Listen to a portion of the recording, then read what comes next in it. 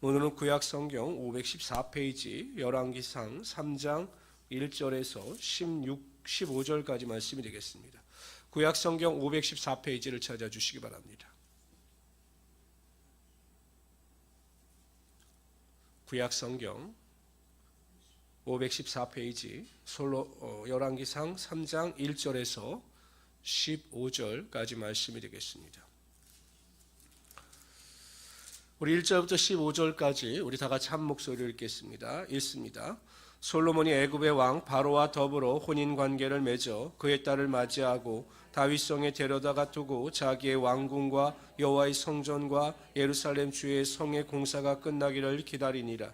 그때까지 여호와의 이름을 위하여 성전을 아직 건축하지 아니하였으므로 백성들이 산당에서 제사하며 솔로몬이 여호와를 사랑하고 그의 아버지 다윗의 법도를 행하였으나 산당에서 제사하며 분향하였더라. 이에 왕이 제사하러 기브온으로 가니 거기는 산당이 큼이라. 솔로몬이 그 제단에 1000번제를 드렸더니 기브온의 밤에 솔로몬의 꿈에 나타나시니라. 하나님이 이르시되 내가 내게 무엇을 줄고 너는 구하라. 솔로몬이 이르되 주의 종 내 아버지 다윗이 성실과 공의와 정직한 마음으로 주와 함께 주 앞에서 행함으로 주께서 그에게 큰 은혜를 베푸셨고 주께서 또 그를 위하여 이 큰 은혜를 항상 주사 오늘과 같이 그의 자리에 앉을 아들을 그에게 주셨나이다. 나의 하나님 여호와여, 주께서 종으로 종의 아버지 다윗을 대신하여 왕이 되게 하였사오나 종은 아직 작은 아이라 출입할 줄을 알지 못하고 주께서 택하신 백성 가운데 있나이다. 그들은 큰 백성이라 수요가 많아서 셀 수도 없고 기록할 수도 없사오니 누가 주의 이 많은 백성을 재판할 수 있사오리이까. 듣는 마음을 중에서 종의 백성을 재판하여 선악을 분별하게 하옵소서. 솔로몬이 이것을 구하며 그 말씀이 주의 마음에 든지라. 이 하나님이 그에게 이르시되 내가 이것을 구하도다. 자기를 위하여 장수하기를 구하지도 아니하며 부도 구하지 아니하며 자기의 원수의 생명을 멸하기도 구하지 아니하고 오직 송사를 듣고 분별하는 지혜를 구하였으니 내가 네 말대로 하여 내게 지혜롭고 총명한 마음을 주노니 내 앞에서도 너와 같은 자가 없거니와 내 뒤에도 너와 같은 자가 일어남이 없으리라. 내가 구하지 아니한 부귀와 영광도 내게 주노니 내 평생의 왕들 중에 너와 같은 자가 없을 것이라. 내가 만일 내 아버지 다윗 행한 같이 내 길로 행하며 내 법도와 명령을 지키면 내가 또 네 날을 길게 하리라. 솔로몬이 깨어보니 꿈이더라. 이에 예루살렘에 이르러 여호와와 언약궤 앞에 서서 범죄와 감사의 제물을 드리고 모든 신하들을 위하여 잔치하였더라. 아멘. 솔로몬의 감사에 대한 내용을 다루고 있습니다. 6절에 보면 솔로몬은 자신이 왕이 될 수 있었던 것은 전적인 하나님의 은혜였음을 고백하고 있습니다. 그러니까 자신의 행위나 자신의 선함으로 인하여 하나님께서 자신을 왕으로 삼아주신 것이 아니라 자신의 아버지 다윗과의 언약을 기억하시고 하나님께서 자신을 왕으로 세워주셨음을 고백합니다. 이게 너무 감사했던 거죠. 그래서 솔로몬은 하나님 앞에 나아가 1000번제를 드립니다. 1000번 드릴 수 있는 양의 제물을 가지고 하나님께 감사의 제사를 드렸던 것입니다. 혹 사람들은 이렇게 말을 하기도 합니다. 그가 왕이었기 때문에 그만한 제물을 가지고 있었기 때문에 그가 1000번제의 제물을 드렸던 것 아니겠느냐. 물론 왕이었기 때문에 그러한 제물을 드릴 수 있는 능력도 되었지만 부자라고 해서 왕이라고 해서 하나님께 감사의 예물을 다 넉넉히 드릴 수 있는 것은 아닙니다. 왜냐하면 솔로몬 이후에 어떤 왕도 하나님 앞에 1000번제의 제물을 드렸다라고 하는 역사적 기록은 없습니다. 하나님께 드리는 제물의 양과 크기는 하나님께 대한 감사의 크기에 비례한다고 해도 결코 틀린 말은 아닙니다.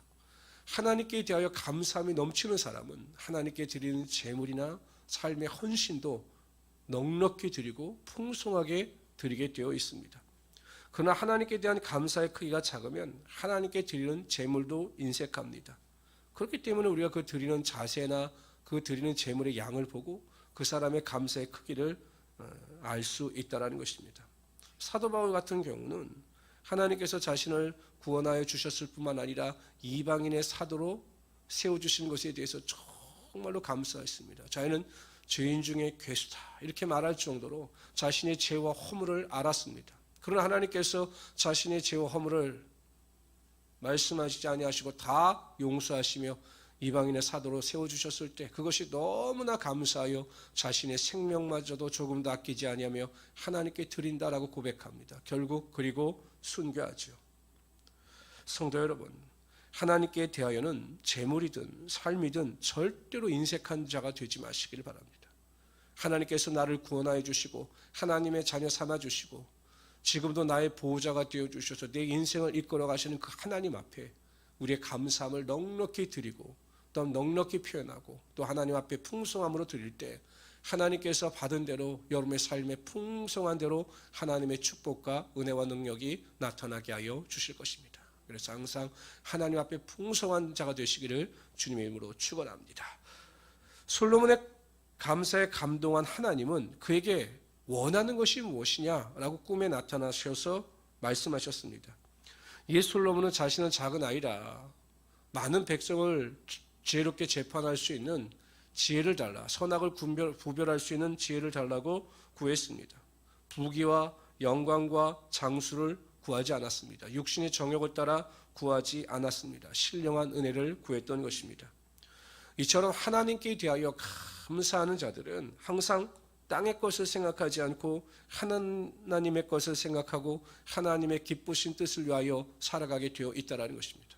하나님께 감사한 자인지 정말 하나님께 감사하지 못한 자인지를 어떻게 알 수 있느냐? 그가 살아가는 삶의 태도를 보면 알 수 있다는 것입니다. 하나님께 감사한 것은 자는 땅의 것을 생각하지 않습니다. 항상 하늘의 신령한 것을 생각하고 위의 것을 생각하면서 내가 어떻게 하면 하나님을 기쁘시게 할까?